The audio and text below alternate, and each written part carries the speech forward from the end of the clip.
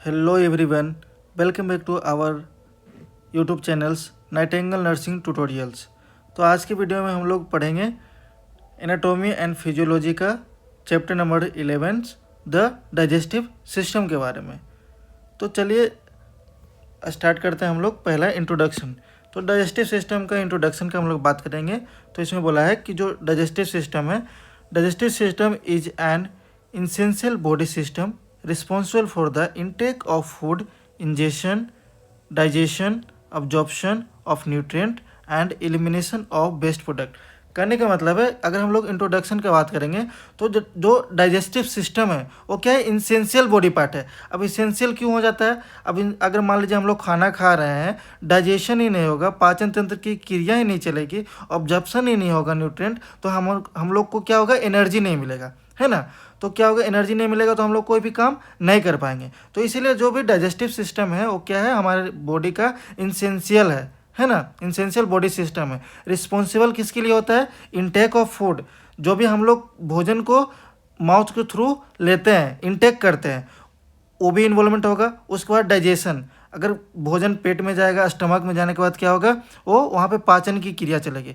पाचन क्रिया चलने के बाद क्या होगा, ऑब्जर्प्शन ऑफ न्यूट्रिएंट। जो भी न्यूट्रिएंट जैसे कि प्रोटीन्स हो गए, विटामिन्स हो गए, है ना, वो सबको क्या होगा, ऑब्जर्व करने की क्षमता रहेगा। अगर वो ऑब्जर्व होगा तो हम लोग को क्या मिलेगा, एनर्जी मिलेगी। उसके बाद क्या होगा, जो भी वेस्ट प्रोडक्ट रहेगा उसको क्या कर दिया जाएगा, एलिमिनेट कर दिया जाएगा, लार्ज इंटेस्टाइन में जाएगा। लार्ज इंटेस्टाइन में वाटर का ऑब्जर्प्शन होगा। वाटर का ऑब्जर्प्शन होने के बाद वेस्ट प्रोडक्ट जो भी रहेगा वो क्या हो जाएगा, एलिमिनेट हो जाएगा। उसके बाद हम लोग दूसरा पॉइंट में बात करते हैं। तो दूसरा पॉइंट में बोला गया है कि जो डाइजेस्टिव प्रोसेस है वो इन्वॉल्व करता है बोथ मैकेनिकल डाइजेशन, जिसमें च्यूइंग आ जाता है, और दूसरा क्या है, केमिकल डाइजेशन। तो इसको हम लोग अच्छे से समझेंगे कि मैकेनिकल डाइजेशन क्या है और केमिकल डाइजेशन क्या है। तो मैकेनिकल डाइजेशन का हम लोग बात करेंगे।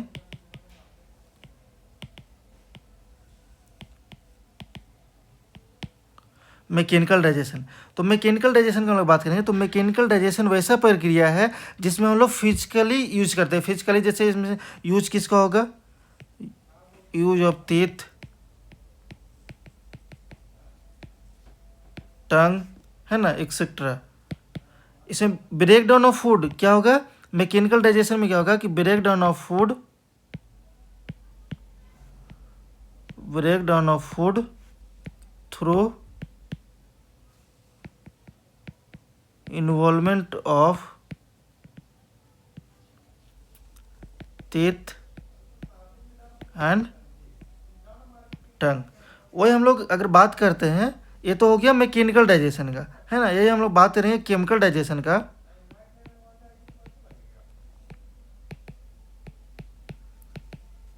केमिकल डाइजेशन की अगर हम लोग बात करते हैं तो केमिकल, इसमें भी ब्रेक डाउन ऑफ क्या होगा, फूड होगा, break down of food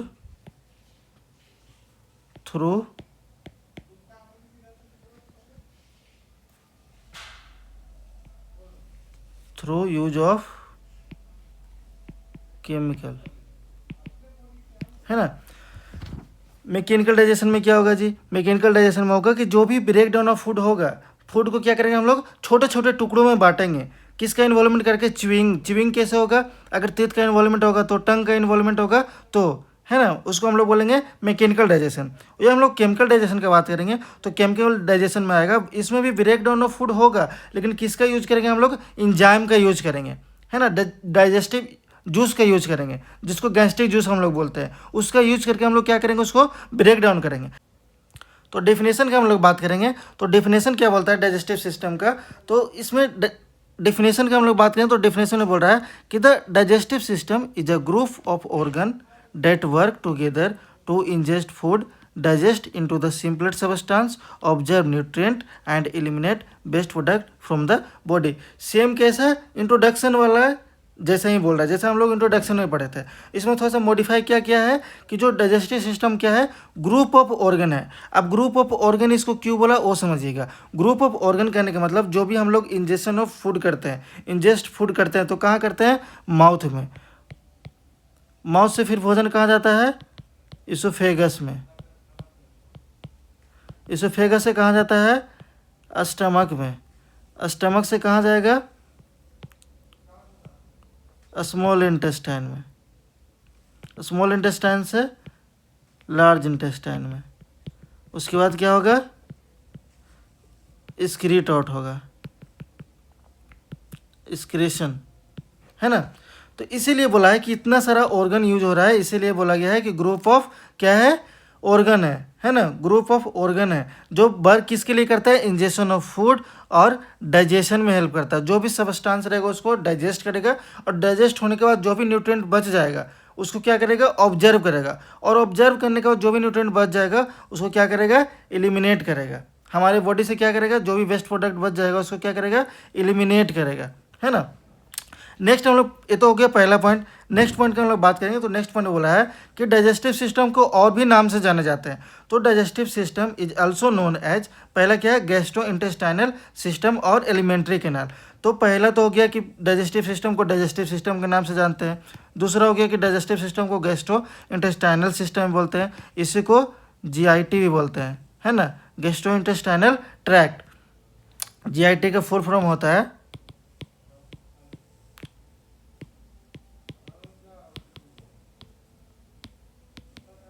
gastrointestinal tract. उसके बाद हम लोग बात करेंगे एक और नाम क्या है? तीसरा, एलिमेंट्री कैनाल। अब इसका हम लोग लेंथ का बात करेंगे तो इसमें बोला गया कि एलिमेंट्री कैनाल का लेंथ कितना होता है? 8 से 10 मीटर, है ना। 8 से 10 मीटर इसकी क्या होती है? लंबाई होती है, लेंथ होती है। ये तो हमारा क्या था? डिफिनेशन। नेक्स्ट वीडियो में हम लोग बात करेंगे नेक्स्ट स्लाइड में कि गैस्ट्रो इंटेस्टाइनल ट्रैक्ट कौन कौन सा ऑर्गन से मिलके बना हुआ है। तो नेक्स्ट हम लोग बात करेंगे गैस्ट्रो इंटेस्टाइनल ट्रैक्ट 2 ऑर्गन से मिलके बना हुआ है। पहला क्या है? Primary organ. दूसरा क्या है? Accessory organ. अब प्राइमरी डाइजेस्टिव ऑर्गन क्या है और एक्सेसरी डाइजेस्टिव ऑर्गन क्या है उसको हम लोग समझेंगे। तो पहला, और ये हो गया दूसरा। तो पहले प्राइमरी डाइजेस्टिव ऑर्गन की बात करेंगे तो जो भी हम लोग भोजन लेते हैं पहले कहाँ लेते हैं? माउथ में। दूसरा कहाँ लेते हैं? दूसरा जाएगा फेरिंग्स में। फेरिंग्स में फिर यहाँ से चेंज हो जाता है नेजोफेरिंग्स, नेजोफेरिंग्स, ओरोफेरिंग्स और लेरिंगोफेरिंग्स, है ना, लेरिंगोफेरिंग्स। तो जो हमारा भोजन जाता है वो कहाँ जाता है? ओरोफेरिंग्स में जाता है। अब ओरोफेरिंग्स से कहाँ जाता है? इसोफेगस में जाएगा। इसोफेगस के बाद स्टमक में, स्टमक के बाद स्मॉल इंटेस्टाइन में, स्मॉल इंटेस्टाइन के बाद लार्ज इंटेस्टाइन में, उसके बाद एक्सक्रीशन होगा। उसके बाद क्या होगा? एक्सक्रीशन होगा। इसीलिए बोला गया है कि जो भी इसको प्राइमरी क्यों बोला गया? क्योंकि ये पहले ये सब ऑर्गन क्या हो रहा है? यूज हो रहा है, फर्स्ट में यूज हो रहा है। उसके बाद हम लोग बात करेंगे एक्सेसरी ऑर्गन का। तो एक्सेसरी कहने का मतलब है जो सेकेंडरी यूज होगा। तो पहला क्या है? अगर हम लोग माउथ में भोजन लेंगे नहीं तो टीथ का कोई काम है नहीं है। तो इसलिए माउथ को क्या किया गया है? प्राइमरी में रखा गया है, और जो टीथ है उसको कहाँ रखा गया है? एक्सेसरी में रखा गया है। तो टीथ का क्या काम है? ग्राइंडिंग करना, ग्राइंडिंग में हेल्प करेगा। टंग क्या करेगा? च्यूइंग में हेल्प करेगा। अब नेक्स्ट क्या है? Salivary gland. सलेवरी ग्लैंड करने का मतलब बहुत सारे सलेवरी ग्लैंड है, जैसे पैरोटाइड ग्लैंड, पैरोटाइड ग्लैंड, है ना। नेक्स्ट हम लोग बात करेंगे तो सबलिंगुअल ग्लैंड,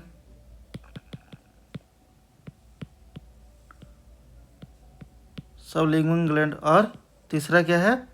सबमैंडिबुलर,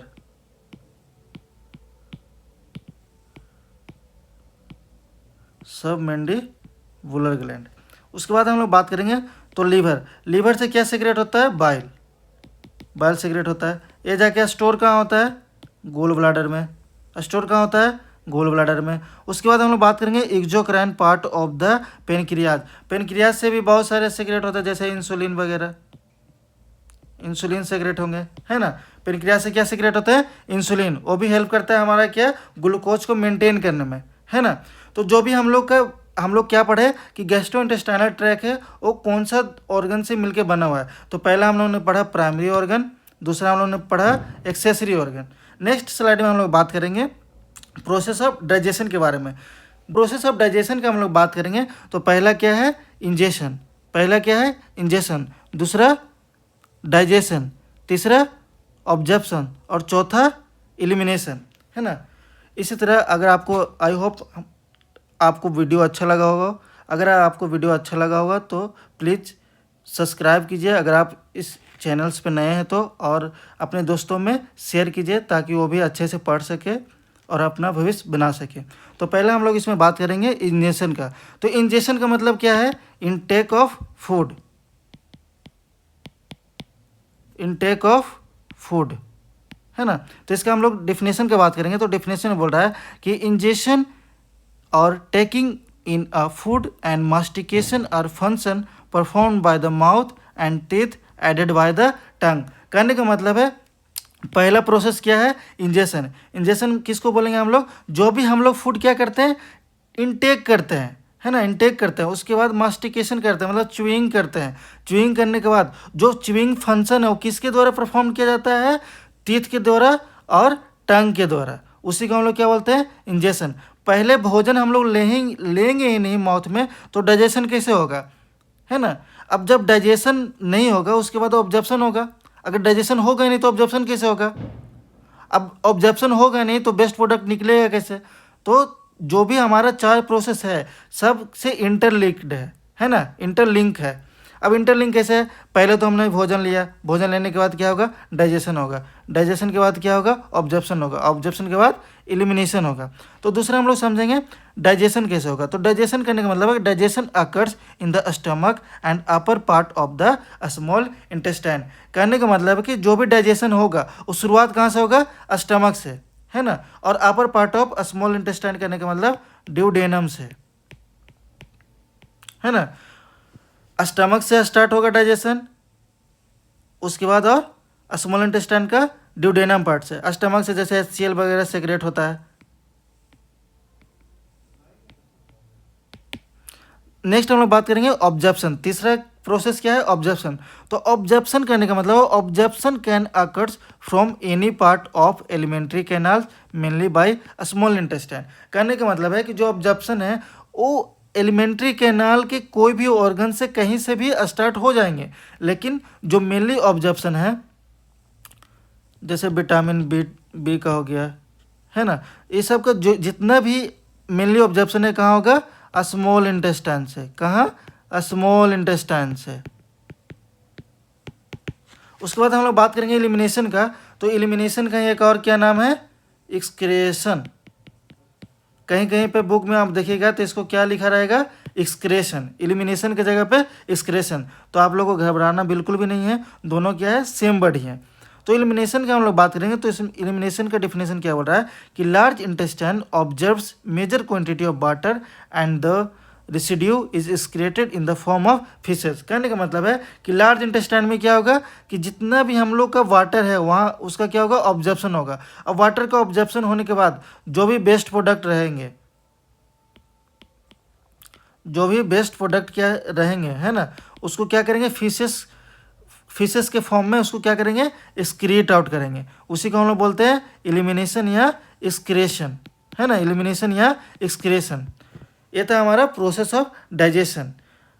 अगर एग्जाम में आता है प्रोसेस ऑफ डाइजेशन तो ये चारों पॉइंट को लिखना होगा। पहला क्या इंजेशन, दूसरा डाइजेशन, तीसरा ऑब्जर्प्शन और चौथा एलिमिनेशन या एक्सक्रेशन।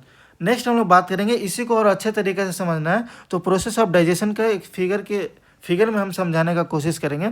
तो प्रोसेस ऑफ डाइजेशन इसमें समझिए कि यहाँ से हम लोगों ने क्या किया भोजन को इनटेक किया,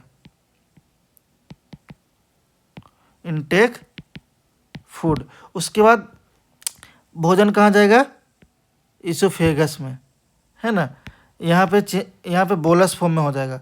जैसे ही भोजन हम लोग का क्या होगा इसोफेगस में इंटर करेगा, जैसे ही इंटर करेगा कहाँ इसोफेगस में, इंटर इन इसोफेगस, तो चेंज हो जाएगा बोलस में। उसके बाद ये जो आप देख रहे होंगे पाइप जिसको फूड पाइप भी बोलते हैं इसोफेगस को, फिर कहाँ जाएगा स्टमक में, है ना, फूड इंटर इन स्टमक। यहाँ पे फूड, जो भी फूड है वो क्या चीज़ में चेंज होता है, तो काइम में। इसोफेगस में रहेगा तो क्या चीज़ में चेंज होगा, बोलस में। और जब वही फूड कहाँ आ जाएगा, स्टमक में आ जाएगा, तो क्या चीज़ में चेंज हो जाता है, काइम में, है ना। उसके बाद ये पेट में आया, पेट में आने के बाद कहाँ जाएगा, स्मॉल इंटेस्टाइन में। तो फूड इंटर कहाँ करेगा, स्मॉल इंटेस्टाइन में। स्मॉल इंटेस्टाइन के बाद कहाँ जाएगा, लार्ज इंटेस्टाइन में। Inter in large intestine. Large intestine के बाद एनएस के थ्रू एक्सक्रीशन हो जाएगा।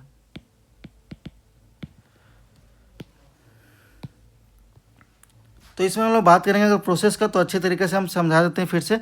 हम लोग क्या करेंगे, फूड इनटेक करेंगे, इनटेक ऑफ फूड। तो फूड पहले कहाँ जाएगा, माउथ में, उसके बाद इसोफेगस में, उसके बाद स्टमक में, स्मॉल इंटेस्टाइन में, स्टमक के बाद स्मॉल इंटेस्टाइन में जाने के बाद लार्ज इंटेस्टाइन में, लार्ज इंटेस्टाइन में जाने के बाद एनएस के थ्रू क्या हो जाएगा, एक्सक्रीशन हो जाएगा वेस्ट प्रोडक्ट का, है ना। ये हमारा क्या है, प्रोसेस है,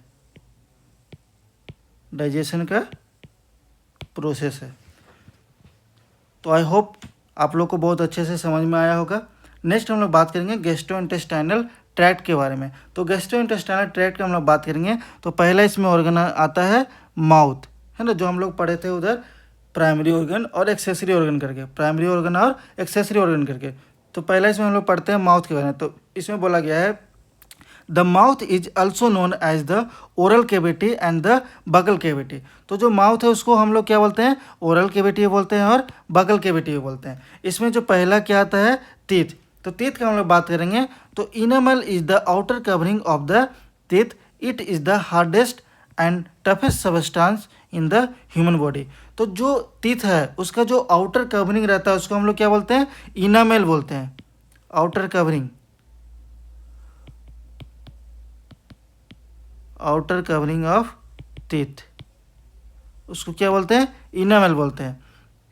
जो क्या रहता है, बहुत ही हार्ड रहता है, टफेस्ट सबस्टांस रहता है हमारे ह्यूमन बॉडी का, है ना। अगर हम लोग इसमें बात करेंगे तो it is made of 96% of minerals, जो कि 96% किससे मिलके बना हुआ है, मिनरल्स से। अगर हम लोग इसमें बात करेंगे टेम्पररी टीथ और डिसिडुअस टीथ का, तो टेम्पररी टीथ जो भी स्टार्ट इरप्शन कब हो जाता है, 6 मंथ ऑफ एज। जब भी चिल्ड्रन क्या रहेगा, जब भी कोई बच्चा 6 मंथ का रहेगा तो स्टार्ट हो जाएगा उसका क्या,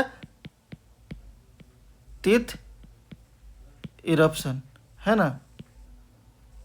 इसी को हम लोग डिसिडुअस टीथ भी बोल सकते हैं, डिसिडुअस टीथ इरप्शन। ये तो पहला था। दूसरा हम लोग बात करें तो फर्स्ट टूथ कब आएगा, lower central incision around 6 month. जो लोअर वाला इंसिजर है वो भी कब इरप्शन होता है, 6 मंथ में। उसके बाद हम लोग बात करेंगे परमानेंट टीथ के बारे में, जो हमारे कितने होते हैं, 32, है ना। तो परमानेंट टीथ का बात करेंगे तो परमानेंट टीथ में पहला क्या है, इंसीजर, इंसीजर, है ना। जो इंसीजर कितना आता है, 8। जो हम लोग का इसका फंक्शन का हम लोग बात करें तो इंसीजर का फंक्शन क्या रहता है, cutting of food. Cutting of food करने का मतलब जो भी हम लोग भोजन लेते हैं उसको कट करने में, ग्राइंडिंग करने में कौन हेल्प करता है, इंसीजर। उसके बाद हम लोग बात करेंगे कैनाइन। कैनाइन कितना रहता है, नंबर ऑफ टीथ 4। ये क्या करता है, tearing of food. Tearing of food करने का मतलब चीरने फाड़ने का काम किसका है, कैनाइन का। किसका है, कैनाइन का। नेक्स्ट हम लोग बात करेंगे प्री मोलर। तो प्री मोलर इसमें नंबर ऑफ परमानेंट टीथ कितना होगा, 8। ये क्या करेगा, ग्राइंडिंग ऑफ फूड मतलब चिविंग करने में हेल्प करेगा प्री मोलर। और जो इंसीजर है वो क्या करेगा, कोई फूड को कटिंग करने में हेल्प करेगा। उसके बाद हम लोग बात करेंगे मोलर का। तो मोलर कितना होता है, 12, है ना, जिसमें इंक्लूड किया गया है किसको, विजडम टूथ को। तो ये भी क्या करने में हेल्प करता है, च्यूइंग और ग्राइंडिंग करने में हेल्प करता है। तो इस स्लाइड में हम लोग बात किए थे किसके बारे में, परमानेंट टीथ के बारे में। इसके ऊपर हम लोग क्या बात किए थे, जो भी टेम्पररी टूथ था उसके बारे में। नेक्स्ट हम लोग बात करेंगे नेक्स्ट स्लाइड में टंग के बारे में। तो टंग किसको बोलते हैं, टंग है ना। नेक्स्ट हम लोग बात करें टंग, जिसको हम लोग जीभ भी बोलते हैं। तो टंग देखिए क्या है, मस्कुलर ऑर्गन है जो कि मेडअप होता है स्केलेटल और वॉलेंट्री मसल्स से। जब हम लोग बात करेंगे टंग का, तो आप अपने में भी देख सकते हैं कि टंग क्या है, मस्कुलर ऑर्गन है ना, जो कि डिवाइडेड होता है 2/3 एंड इंटीरियर में 2/3 और पोस्टीरियर में 1/3। इंटीरियर का जब हम लोग बात करेंगे, इंटीरियर का डिवीजन का बात करें तो इंटीरियर में कितना होता है, 2/3 पार्ट। अब यही हम लोग पोस्टीरियर की बात करेंगे तो 1/3 पार्ट होता है। अब ये कवर्ड किसके किसके थ्रू होता है, तो कवर्ड का हम लोग बात करें तो कवर्ड विथ पेपिलाई है ना। जो पेपिलाई है वो किससे मिलकर बना हुआ रहता है, फिलीफॉर्म, फंगीफॉर्म एंड सर्कम वैलेट। जो भी टेस्ट बर्ड है, जो हम लोग को पता चलता है कि कहाँ पे हम लोग को वीटर फील हो रहा है, कहाँ पे हम लोग को स्वीट फील हो रहा है, तो वो सब कहाँ पे लोकेटेड होते हैं, फंगी फॉर्म में लोकेटेड होते हैं और सर्कम वैलेट पेपिलाई में लोकेटेड होते हैं। जो भी हम लोग को कड़वा लगता है, मीठा लगता है, खट्टा लगता है, तीखा लगता है, सब कहाँ पे लोकेटेड होते हैं, कहाँ पे स्थित होते हैं, फंगी फॉर्म और सर्कम वैलेट पेपिलाई में। नेक्स्ट हम लोग बात करेंगे फंक्शन ऑफ टंग, टंग के फंक्शन के बारे में। तो पहला फंक्शन क्या है, एड्स इन स्पीच। देखते होंगे आप, जब भी आप बोलते हैं तो टंग का बहुत ज़्यादा यूज होता है। तो एड्स इन स्पीच कहने का मतलब जब भी हम लोग स्पीच बोलते हैं तो इसका यूज होता है, अच्छे से हम लोग बोल पाते हैं। नेक्स्ट है मास्टिकेशन, है ना। जो भी हम लोग भोजन करते हैं उसमें क्या करता है, हेल्प करता है। उसके बाद हम लोग बात करेंगे तो नेक्स्ट है स्वेलो, स्वेलो करने में भी हेल्प करता है। अगर हम लोग के पास टंग नहीं रहेगा तो स्वेलो करने में क्या होगा, बहुत ज़्यादा परेशानी हो सकता है। उसके बाद हम लोग बात करेंगे दूसरा फंक्शन के बारे में। तो help form and move the food bolus during swallow. कहने का मतलब है कि हमने एसोफेगस में गया तो ये क्या होता है, बोलस फॉर्म में होता है, हमने पहले ही बताया कि। तो ये क्या करता है, help form and move the food bolus during swallow. करने का मतलब है एक ही शब्द में कि ये क्या हेल्प करता है, स्वेलो करने में हेल्प करता है, हेल्प इन स्वेलो। इस पॉइंट का कहने का मतलब है कि जो भी हम लोग भोजन मुंह में लेते हैं उसको मूव करते हैं बोलस की ओर ड्यूरिंग स्वेलो। तो अगर मान लीजिए हम लोगों ने माउथ में भोजन लिया, माउथ में भोजन लेने के बाद उसको हम लोग पीछे की ओर धक्का नहीं देंगे तो एसोफेगस में कैसे जाएगा, मूव कैसे करेगा। तो उसी चीज़ को बोला है कि helps form and move the food bolus during the swallowing. तीसरा पॉइंट हम लोग बात करेंगे फंक्शन का। तो तीसरा पॉइंट में बोला है important for the articulation of word. Articulation of word करने का मतलब है कि कोई भी सेंटेंस को क्या करना, जोड़ना। जैसे हम लोग एक सेंटेंस को बोलते हैं तो रेगुलर बोल पाते हैं, वो किससे होता है, टंग से। अगर टंग रहता है तो आर्टिकुलेशन ऑफ वर्ड, जो हमारा टंग का फंक्शन है वो भी हेल्प करता है most important articulation of word में। नेक्स्ट हम लोग बात करेंगे नेक्स्ट स्लाइड में सलाइवरी ग्लैंड के बारे में। नेक्स्ट हम लोग बात करेंगे किसके बारे में, सलाइवरी ग्लैंड के बारे में। तो सलाइवरी ग्लैंड का हम लोग बात करेंगे तो मेनली 3 सलाइवरी ग्लैंड हम लोग को पाया जाता है। तो पहला क्या है, पैरोटिड ग्लैंड, दूसरा क्या है, सबमैंडिबुलर ग्लैंड, और तीसरा सबलिंगुअल ग्लैंड। तो पैरोटिड ग्लैंड का हम बात करेंगे, लोकेशन का हम लोग बात करेंगे तो in front of year. In front of year करने का मतलब है कि जो भी हमारा ईयर है, जो भी हमारा क्या है, ईयर है, कान है, उसके जस्ट फ्रंट में रहेगा, मतलब जस्ट नीचे फ्रंट में रहेगा। तो ये देख सकते हैं आप फिगर में कि पैरोटिड ग्लैंड कहाँ है। मान लीजिए ये ईयर है ना, इसके जस्ट फ्रंट में है, यहाँ पे है ना। तो पैरोटिड ग्लैंड यहाँ पे है। उसके बाद हम लोग बात कर पैरोटिड ग्लैंड, ये तो हो यहाँ पे क्या है, एक्सेसरी पैरोटिड ग्लैंड है, उसका डक्ट क्या है। तो उसका हम लोग पैरोटिड ग्लैंड की बात करेंगे तो जस्ट कहाँ पे है, यहाँ पे है ना। उसके बाद हम लोग बात करेंगे किसका, सबमैंडिबुलर ग्लैंड का। तो जो सबमैंडिबुलर ग्लैंड है वो कहाँ पर रहता है, beneath the mandible. Beneath the mandible करने का मतलब है कि जो हम लोग का मैंडिबल बोन है ना, मैक्सिलरी बोन है या मैंडिबल बोन है, उसके जस्ट कहाँ रहेगा, नीचे रहेगा। तो ये देख लीजिए यहाँ पे क्या लिखा हुआ है, बॉडी ऑफ मैंडिबल। मैंडिबल यहाँ पे पार्ट है, बोन हो गया, उसके बाद जस्ट नीचे क्या रहेगा, सब मैंडिबुलर ग्लैंड पाया जाएगा। उसके बाद हम लोग बात करेंगे सब लिंगुअल ग्लैंड का। तो सब लिंगुअल से ही आप लोग को समझ में आ रहा होगा क्या, टंग, है ना। लिंगुअल हम लोग किसके लिए यूज करते हैं, टंग के लिए। तो सब कहने का मतलब किसी में भी अगर सब लगा हुआ है तो उसके नीचे वाला पार्ट। तो देखिएगा टंग, तो टंग यहाँ पे कहाँ पे, यहाँ पे हो सकता है, ये माउथ है, माउथ है तो यहाँ इसके अंदर क्या होगा, टंग होगा, है ना। तो इसके जस्ट क्या होगा, नीचे होगा। तो फिगर में आप लोग देख सकते हैं कि सब लिंगुअल ग्लैंड कहाँ है, टंग के नीचे है, ये वाला पाया जाता है। नेक्स्ट हम लोग बात करेंगे सलाइवा के बारे में। तो सलाइवा का डेफिनेशन के बारे में, तो पहला है सलाइवा। सलाइवा किसको बोलते हैं, तो सलाइवा क्या है, एक क्लियर वाटरी सेक्रेशन है जो कि प्रोड्यूस होता है कहाँ से, सलाइवरी ग्लैंड से। तो सलाइवरी ग्लैंड में हमने इसके पहले वाला स्लाइड में बताया कि सलाइवरी ग्लैंड है तो कौन कौन सा है, पहला पैरोटिड ग्लैंड, दूसरा सबमैंडिबुलर ग्लैंड और सबलिंगुअल ग्लैंड। तो सलाइवा का हम लोग डिफिनेशन की बात करेंगे तो सलाइवा क्या है, क्लियर वाटरी सेक्रेशन है जो कि प्रोड्यूस कहाँ से होता है, सलाइवरी ग्लैंड से। क्लियर वाटरी सेक्रेशन है, प्रोड्यूस कहाँ से होगा, सलाइवरी ग्लैंड से। तो इसका जो भी नॉर्मल डेली प्रोडक्शन है वो पर डे कितना होता है, 1 से 1.5 लीटर। कितना, 1 से 1.5 लीटर। यह हम लोग ml में बात करेंगे, ml में बात करेंगे तो 1000 से 1500 ml पर डे क्या होता है, सेक्रेट होता है। सलाइवा सेक्रेशन कितना होता है, आप एग्जाम पॉइंट ऑफ व्यू से इसको आप याद कर सकते हैं। जो सलाइवा है उसका नॉर्मल अगर लीटर में हम लोग बात करें तो 1 से 1.5 लीटर पर डे सेक्रेट होता है। अगर हम लोग ml में बात करेंगे तो 1000 से 1500 ml पर डे क्या होता है, सेक्रेट होता है। इसका हम लोग pH का बात करेंगे तो pH कितना है, 6.2 से लेके 7.6 तक किसका सलाइवा का क्या होता है, pH होता है। नेक्स्ट हम लोग बात करेंगे तो देखते हैं salivary amylase ptyalin begins the carbohydrate digestion in the mouth. ये तो एक तरह से इसका फंक्शन हो गया कि सलाइवा क्या करता है। तो जो सलाइवा से एमाइलेज सेक्रेट होते हैं, है ना, जो सलाइवा में पाए जाते हैं, जो टाइलिन जिसको बोलते हैं, वो क्या करता है, कार्बोहाइड्रेट को डाइजेशन में हेल्प करता है। माउथ से डाइजेशन का प्रक्रिया क्या होता है, स्टार्ट हो जाता है। तो अब हम लोग इसके नीचे वाला पॉइंट में देखते हैं तो बोल रहा है कि एमाइलेज क्या है, convert starch into the dextrin and maltose.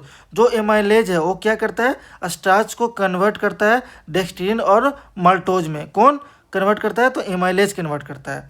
Next हम लोग बात करेंगे पॉइंट में तो बोल रहा है कि IgA इम्यूनोग्लोबिन ए इन saliva provide immune protection against pathogen. कहने का मतलब है कि जो भी हम लोग भोजन खाते हैं, धूल में खा लेते हैं, बाहर खुले में ही खा लेते हैं, तो उसमें जो भी पैथोजेंस वगैरह आते हैं उसके अगेंस्ट में इम्यून प्रोटेक्शन का काम कौन करता है, सलाइवा। सलाइवा में क्या पाया जाता है, कौन सा क्या प्रेजेंट रहता है, तो IgA इम्यूनोग्लोबिन ए, वो हेल्प करता है किसमें, इम्यून प्रोटेक्शन में।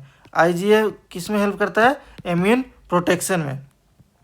उसके बाद हम लोग बात करेंगे तो नेक्स्ट पॉइंट में बोल रहा है कि decrease saliva causes the dry mouth, जिसको जीरोस्टोमिया भी बोलते हैं, और इंक्रीज इन्फेक्शन रिस्क। कहने मतलब है कि अगर कोई भी पर्सन में, किसी भी पर्सन में सलाइवा क्या हो रहा है, डिक्रीज सेक्रेशन हो रहा है। डिक्रीज सेक्रेशन होगा तो उसमें क्या होगा, ड्राई माउथ उसको होगा, है ना, ड्राई माउथ होगा। म्यूकस सेक्रेशन नहीं होगा तो माउथ ड्राई ही होगा। उसके बाद क्या होगा, जिसको हम लोग बोलते हैं जीरोस्टोमिया, है ना।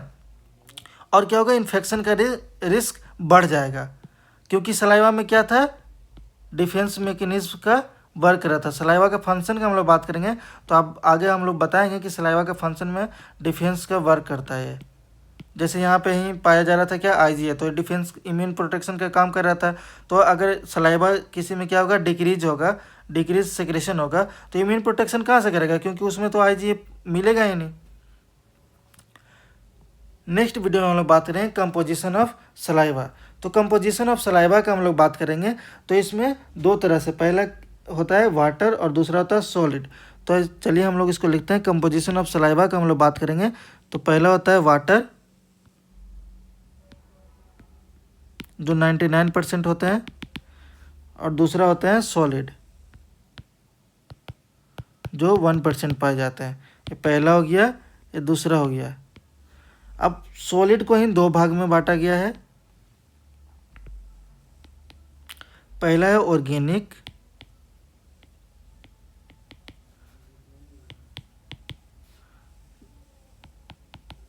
दूसरा है इनऑर्गेनिक। अब ऑर्गेनिक में भी 2 पॉइंट है, पहला है एंजाइम्स और दूसरा है म्यूकस। और इनऑर्गेनिक में बहुत सारे हैं, जैसे कि सोडियम हो गया, पोटेशियम हो गया, कैल्शियम हो गया, बाइकार्बोनेट हो गया, और भी बहुत सारे हैं। तो composition of saliva, composition of saliva करने का मतलब है कि सलाइवा क्या क्या चीज़ से मिलके बना हुआ है। तो पहला में इसमें क्या है, यहाँ पे थोड़ा सा कलर चेंज कर लेते हैं ताकि आप अच्छे से और समझ पाएँ।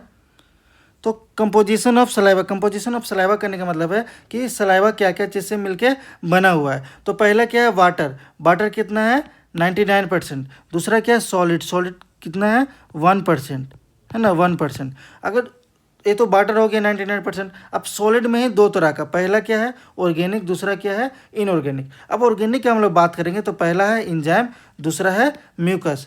जो भी एंजाइम वगैरह सेक्रेट होते हैं वो किस में आएगा, ऑर्गेनिक में। म्यूकस वगैरह सब किस में आएगा, ऑर्गेनिक में। और जो दूसरा है इनऑर्गेनिक, इसमें आ जाएंगे एलिमेंट जैसे कि सोडियम, पोटेशियम, कैल्शियम, बाइकार्बोनेट, और भी जैसे क्लोराइड वगैरह आते हैं। तो ये था हमारा कंपोजिशन ऑफ सलाइवा, सलाइवा क्या क्या चीज़ से मिलके बना हुआ है। नेक्स्ट स्लाइड में हम लोग बात करेंगे फंक्शन ऑफ सलाइवा के बारे में। तो फंक्शन ऑफ सलाइवा का हम लोग बात करेंगे तो इसमें बोला गया कि फंक्शन ऑफ सलाइवा, सलाइवा क्या क्या फंक्शन है, क्या क्या कार्य करता है सलाइवा। तो इसमें हम लोग बात करेंगे तो पहला क्या है, लुब्रिकेशन ऑफ फूड। पहला क्या है, लुब्रिकेशन ऑफ फूड। जो भी फूड रहेगा उसको क्या करेगा, लुब्रिकेट करेगा, है ना। तो इसमें देखिए इसका डेफिनेशन ही बोला है कि saliva moisten the food making it chewy and swallow। कहने का मतलब है कि जो भी, अगर हमारे पास सलाइवा ही नहीं रहेगा तो जो भी हम लोग रोटी खाते हैं, सूखा चीज़ खाते हैं, वो मिक्स नहीं हो पाएगा। अगर मिक्स नहीं होगा तो हमारा भोजन क्या होगा, मोस्ट नहीं होगा। अगर मोस्ट नहीं होगा तो ईजी च्यूएबल नहीं रहेगा और ईजी swallow हम लोग निगल नहीं पाएंगे, है ना, इजी swallow नहीं हो पाएगा। तो जो भी सलाइवा का फर्स्ट फंक्शन क्या है कि लुब्रिकेशन ऑफ फूड, जो भी हम लोग भोजन खाते हैं उसको लुब्रिकेट करने का काम किसका है, सलाइवा का। दूसरा इस फंक्शन का बात करेंगे तो दूसरा फंक्शन में बोला है कि डाइजेशन ऑफ कार्बोहाइड्रेट। इससे पहले में हमने बताया था कि जो टाइलिन है वो क्या करता है, डाइजेशन करता है कार्बोहाइड्रेट। तो आप कार्बोहाइड्रेट में क्या क्या आ सकता है, स्टार्च और माल्टोज। तो इससे पहले ही हमने एक्सप्लेन किया था कि जो सलाइवा है वो हेल्प करता है डाइजेशन ऑफ कार्बोहाइड्रेट। तो वही दूसरा पॉइंट में लिख दिया है कि डाइजेशन ऑफ कार्बोहाइड्रेट में हेल्प करता है कौन, सलाइवा। अब तीसरा हम लोग बात करें तो टेस्ट सेंसेशन। टेस्ट सेंसेशन कहने का मतलब है कि देखिए saliva dissolve food substance so that they can stimulate taste. Taste sensation करने का मतलब है एप्रिसिएशन ऑफ टेस्ट, है ना, appreciation of taste. Appreciation of taste करने का मतलब है टेस्ट को बढ़ावा देना और टेस्टी बनाना कोई भी भोजन को।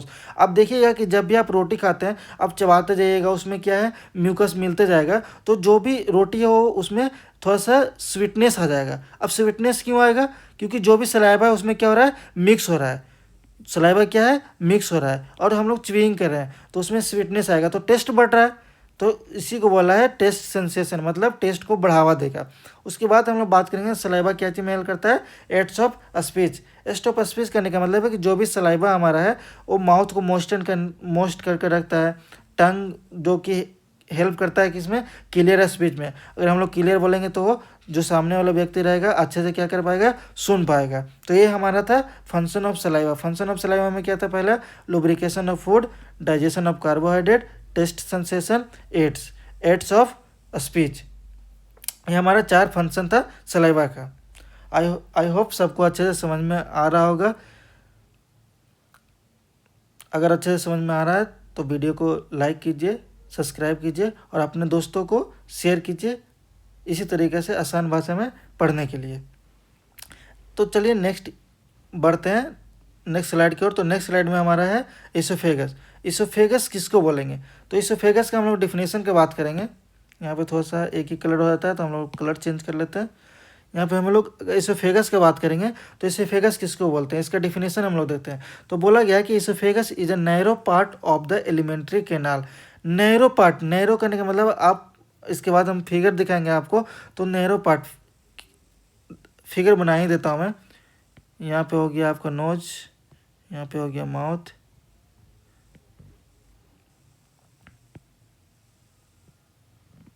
तो यहाँ देखिएगा यहाँ से इस तरह से रहता है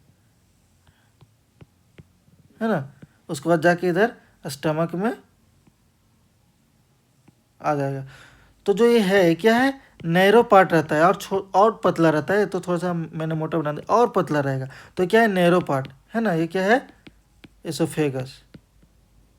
तो इसका डिफिनेशन में हम बात करें तो बोला है कि the oesophagus is a narrow part of the alimentary canal extending from the lower end of pharynx to the cardiac orifice of the stomach.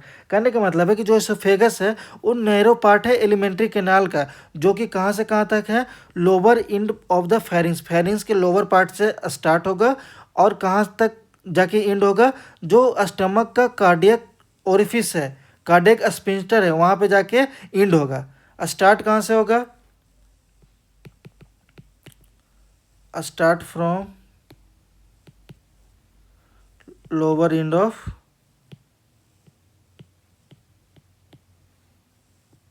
pharynx।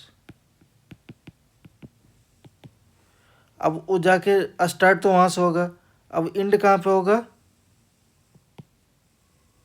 To till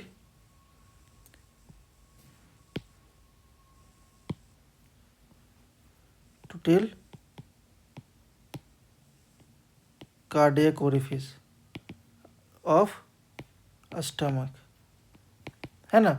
तो स्टार्ट कहाँ से होगा, फेरिंग्स का लोअर इन पार्ट से, और कहाँ तक रहेगा, जो स्टमक का ऊपर वाला पार्ट था, कार्डियक स्फिंक्टर था, वहाँ पे जाके क्या होगा, खत्म होगा। अब हम लोग इसका डायमेंशन का हम लोग बात करेंगे तो डायमेंशन में बोला है कि इसका लेंथ कितना होता है, 25 सेंटीमीटर। 25 सेंटीमीटर इसका क्या होता है, लेंथ होता है। इसका डायमीटर कितना होता है, 1.5 सेंटीमीटर। 25 सेंटीमीटर लेंथ और 1.5 सेंटीमीटर डायमीटर। नेक्स्ट हम लोग बात करेंगे फंक्शन ऑफ इसोफेगस के बारे में। तो फंक्शन ऑफ इसोफेगस में बोला गया है कि it moves food by the peristalsis which are rhythmic wave like muscle contraction. करने का मतलब है कि जो इसोफेगस है वो फूड को क्या करता है, पास करता है। पास कहाँ करेगा, फूड को क्या करेगा, पास करेगा, पास टू स्टमक। पास कहाँ करेगा, स्टमक को, ताकि वो क्या हो सके, इजिली डाइजेस्ट हो सके। अब दूसरा पॉइंट हम लोग पढ़ते हैं। तो दूसरा पॉइंट में बोला है it ensure that swallowed food reaches the stomach smoothly. कहने का मतलब है कि जो भी ये हेल्प करता है सोयलो करने में फूड को, ताकि जो भी फूड है वो स्टमक तक क्या हो सके, स्मूथली पहुंच सके, स्मूथली क्या हो सके, पहुंच सके, है ना। अब तीसरा फंक्शन में हम लोग बात करेंगे। तो तीसरा फंक्शन बोला है कि the lower oesophageal sphincter prevent stomach acid from flowing back into the oesophagus. कहने का मतलब है जो इसोफेजियल स्फिंक्टर है, लोअर इसोफेजियल स्फिंक्टर है, वो क्या किसी में हेल्प करता है, जो भी हम लोग भोजन कहाँ दिए, स्टमक में, तो स्टमक से बैक फ्लो ना हो जाए, स्टमक से क्या हो जाए, बैक फ्लो ना हो जाए, स्टमक से बैक फ्लो ना हो जाए, उसके लिए कौन प्रिवेंट करता है, कौन प्रिवेंट करता है, तो इसोफेजियल स्फिंक्टर,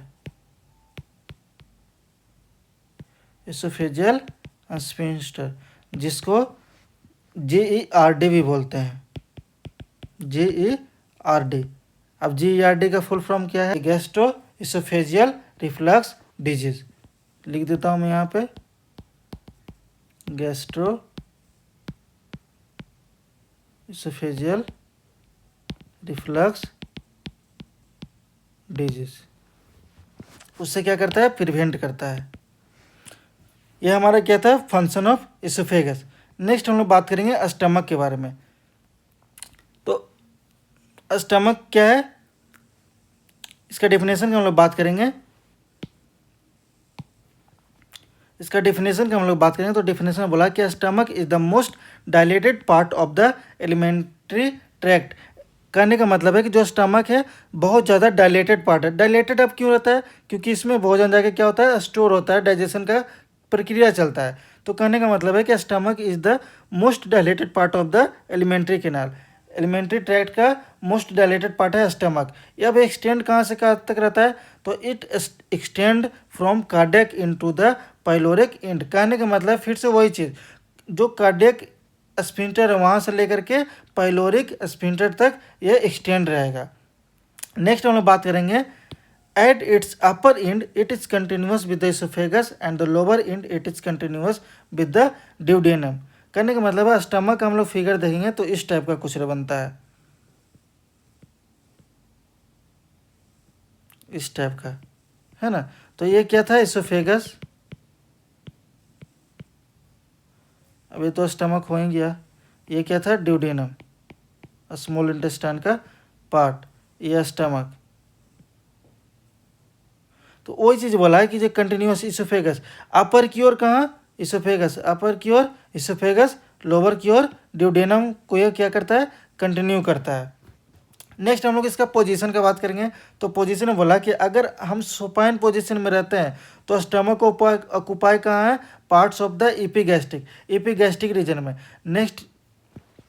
नेक्स्ट वीडियो में हम एक वीडियो और बना देंगे 9 रीजन ऑफ अब्डोमेन, अब्डोमेन का 9 रीजन के बारे में। तो आप लोग को अगर 9 रीजन ऑफ स्टमक के बारे में पढ़ना है अच्छे तरीके से तो आप पढ़ सकते हैं। एपिगैस्ट्रिक बात करेंगे तो एपिगैस्ट्रिक रीजन में अगर पेशेंट क्या है, सुपाइन पोजीशन में है तो स्टमक का ऑक्यूपेशन ऑक्युपाई कहाँ रहेगा, कहाँ पे ये स्थित रहेगा, एपिगैस्ट्रिक रीजन में, और अम्बिलिकल और लेफ्ट हाइड्रोकोरियक रीजन में, है ना, लेफ्ट हाइपोकोन्ड्रियक रीजन में। अगर मान लीजिए कोई भी पेशेंट है वो सुपाइन पोजीशन में है, कोई भी व्यक्ति क्या है सुपाइन पोजीशन में, तो उसका स्टमक कैसा दिखेगा, एपिगैस्ट्रिक रीजन में, अम्बलाइकल रीजन में और लेफ्ट हाइपोकोन्ड्रियक रीजन में। ये हमारा क्या था, पोजीशन। नेक्स्ट हम लोग बात करेंगे शेप के बारे में। तो जो इसका शेप है स्टमक का, जे शेप, कैसा, जे शेप। आप देखिएगा कि जे हम लोग कैसे लिखते हैं, इस टाइप से ही लिखते हैं, है ना। तो जो स्टमक का शेप है जे शेप्ड में है। इसका हम लोग आगे बात करें तो upper part is broader then the lower part. जो अपर वाला पार्ट है वो ज़्यादा चौड़ा रहता है लोअर वाला पार्ट से। आप देख सकते हैं यहाँ पे जो हमने फिगर बनाया है ज़्यादा चौड़ा है लोअर वाला पार्ट से, वही चीज़ को यहाँ पे लिखा गया है। तो इसका शेप का हम लोग बात करें तो शेप कैसा है, जे शेप का। तो स्टमक में हमने क्या पढ़ा, स्टमक का डेफिनेशन में हमने पढ़ा कि जो स्टमक है मोस्ट डायलेटेड पार्ट है एलिमेंट्री ट्रैक्ट का, उसके बाद एक्सटेंड होता है कार्डियक इनटू पाइलोरिक एंड। उसके बाद इसमें बताया कि जो एक कंटिन्यूअस कहाँ तक करता है, ऊपर की ओर इसोफेगस की तरफ और नीचे की ओर ड्यूडेनम की तरफ, ऊपर की ओर इसोफेगस की ओर और नीचे की ओर, नीचे की तरफ कहाँ, ड्यूडेनम की ओर। पोजीशन में हम लोग देख लिया कि अगर कोई पेशेंट सुपाइन पोजीशन में है तो उसका हम लोग ऑक्युपाई देखेंगे कि स्टमक कहाँ पे है। तो एपिगैस्ट्रिक रीजन में दिखाई देगा, अम्बलाइकल रीजन में दिखाई देगा और लेफ्ट हाइपोकोन्ड्रियक रीजन में दिखाई देगा। उसके बाद हम लोग बात करेंगे शेप का। तो शेप में हमने पढ़ा कि ये कैसा रहता है, जे शेप का रहता है, और जो ऊपर वाला पार्ट है वो ज़्यादा चौड़ा रहता है लोअर वाले पार्ट से। नेक्स्ट हम लोग पढ़ेंगे पार्ट्स ऑफ स्टमक के बारे में, कि स्टमक में क्या क्या पार्ट पाया जाता है। तो यहाँ पे आप देख सकते हैं कि ये जो पार्ट है इसको हम लोग कार्डियक स्फिंक्टर भी बोलते हैं, कार्डियक नोच या स्फिंक्टर, कार्डियक स्फिंक्टर। अब जो इसका पार्ट का हम लोग बात करेंगे तो ये हो गया फंडस, ये हो गया बॉडी, और ये हो गया पाइलोरस वाला पार्ट, और ये ड्यूडेनम, है ना, ये क्या है, ड्यूडेनम। तो इधर हम लोग बात करेंगे तो ये अगर स्टार्टिंग से बात करेंगे तो ये हो गया हमारा क्या, इसोफेगस हो गया, ये हो गया इसोफेगस, और ये हो गया इसका जो हमने बताया क्या, कार्डियक नोच या कार्डियक स्फिंक्टर।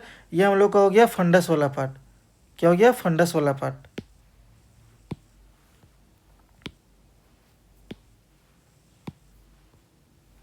फंडस वाला पार्ट, है ना, ये क्या है, फंडस वाला पार्ट। फिर हम लोग बॉडी ऑफ स्टमक की बात करेंगे तो ये बीच वाला पार्ट क्या हो जाएगा, बॉडी ऑफ स्टमक। और जो इधर वाला पार्ट है क्या हो जाएगा, पाइलोरिक एंट्रम या पाइलोरिक स्फिंक्टर। यहाँ पे एक स्फिंक्टर रहता है जिसको हम लोग बोलते हैं पाइलोरिक स्फिंक्टर। और ये फिर पाइलोरिक स्फिंक्टर के बाद फूड हमारा कहाँ जाता है, ड्यूडेनम में। कहाँ जाता है, ड्यूडेनम में। तो ये हमारा था दोस्तों क्या, पार्ट्स ऑफ स्टमक, स्टमक के पार्ट्स के बारे में। नेक्स्ट हम लोग पढ़ते हैं फंक्शन ऑफ स्टमक के बारे में। तो फंक्शन ऑफ स्टमक के बारे में हम लोग पढ़ेंगे, तो इसका क्या क्या फंक्शन है। तो पहला इसका मोस्ट इंपॉर्टेंट, पहला हम लोग इसका डिफिनेशन देखेंगे तो क्या बोलता है, the stomach is an important organ of the digestive system. The main function, इसका पहला फंक्शन क्या है, टेम्पररी स्टोरेज ऑफ फूड। कहने का मतलब है कि जब हम लोग भोजन करते हैं तो क्या करता है, माउथ में लेते हैं, माउथ के बाद इसोफेगस में, इसोफेगस के बाद तुरंत कहाँ जाता है, स्टमक में। तो इसका टेम्पररी स्टमक में डाइजेशन का प्रक्रिया चलता है, तो स्टोरेज करने का काम किसका है, स्टमक का। किसका, स्टमक का। उसके बाद क्या काम है, mixing and churning of food. Mixing and churning of food, इसका मतलब है कि जो भी हमारा भोजन है स्टमक में गया, स्टमक में जाने के बाद क्या होगा, मिक्सिंग होगा, है ना। जैसे एक्सीएल वगैरह सेक्रेट होंगे, मिक्सिंग होंगे, तभी तो डाइजेशन का प्रक्रिया चलेगा। उसके बाद तीसरा पॉइंट क्या बोल रहा है कि सेक्रेशन ऑफ गैस्ट्रिक जूस, जैसे HCl, जैसे HCl एंजाइम्स सेक्रेट होंगे कहाँ पे, स्टमक में, है ना, जिसको गैस्ट्रिक जूस भी बोलते हैं। उसके बाद हम लोग बात करेंगे इनिशिएशन ऑफ प्रोटीन डाइजेशन। तो जो हम लोग का प्रोटीन का डाइजेशन है वो कहाँ पे होता है, स्टार्ट स्टमक में। प्रोटीन का डाइजेशन कहाँ स्टार्ट होता है, स्टमक में। नेक्स्ट हम लोग बात करेंगे तो किलिंग ऑफ हार्मफुल बैक्टीरिया। जो भी हार्मफुल बैक्टीरिया है जो एंटीऑक्सीडेंट का काम करता है वो कहाँ पे होगा, स्टमक में ही होगा। नेक्स्ट हम लोग बात करेंगे conversion of food into the semi liquid form the called chyme. इससे पहले ही हम लोग ने हमने बताया था आपको दोस्तों कि जो भी है एसोफेगस में अगर भोजन रहता है वो किसके फॉर्म में रहेगा, बोलस के फॉर्म में। अगर वो कहाँ है, एसोफेगस में है, तो अगर वही चीज़ हम लोग का कहाँ चला जाता है, स्टमक में, तो क्या चीज़ में चेंज होता है, कायम में।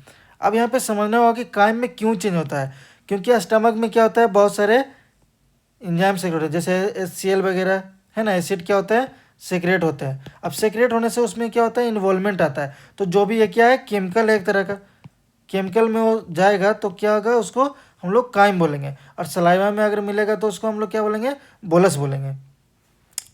नेक्स्ट पॉइंट में हम लोग बात करें तो बोल रहा है कि control release of food into the small intestine. तो यहाँ पे किसका वर्क आ जाएगा, पाइलोरिक स्फिंक्टर का, पाइलोरिक स्फिंक्टर का। अगर मान लीजिए पाइलोरिक स्फिंक्टर फेल हो जाएगा तो जो भी हम लोग का भोजन पेट में जाएगा डायरेक्ट कहाँ चला जाएगा, स्मॉल इंटेस्टाइन में, है ना। अगर हम लोग का स्फिंक्टर लूज हो जाएगा तो डायरेक्ट कहाँ चला जाएगा, स्मॉल इंटेस्टाइन में। तो स्मॉल इंटेस्टाइन में जाने से कौन रोकता है, पाइलोरिक स्फिंक्टर, पाइलोरिक स्फिंक्टर, है ना। तो ये हमारा प्रॉपर क्या था, फंक्शन ऑफ स्टमक था। आई होप आप लोग को अच्छे से समझ में आ रहा होगा। इसी तरह से आसान भाषा में पढ़ने के लिए हमारे चैनल्स को सब्सक्राइब करें, नाइटिंगेल नर्सिंग ट्यूटोरियल्स को अपने दोस्तों में शेयर करें और कमेंट करें। जिस कमेंट में सबसे ज़्यादा लाइक होंगे अगला वीडियो उसी पे आएगा। तो नेक्स्ट हम लोग बात करेंगे गैस्ट्रिक जूस के बारे में। तो गैस्ट्रिक जूस के बात करेंगे तो गैस्ट्रिक जूस बोलते किसको हैं, तो इसका हम लोग देखते हैं डिफिनेशन के बारे में। तो डिफिनेशन बोलता है the cell of gastric gland, the cell of gastric gland secrete about 2500 ml of gastric juice daily. तो कितना डेली सेक्रेट होता है, कितना ml, 2500 ml, है ना। 2500 ml कितना होता है डेली गैस्ट्रिक जूस सेक्रेट होता है। अब इसका हम लोग pH का बात करेंगे तो 1 से 2 होता है एट लुमिनल सरफेस, है ना, डेट इज स्ट्रॉन्गली एसिडिक। अगर हम लोग गैस्ट्रिक जूस का नेचर की बात करेंगे,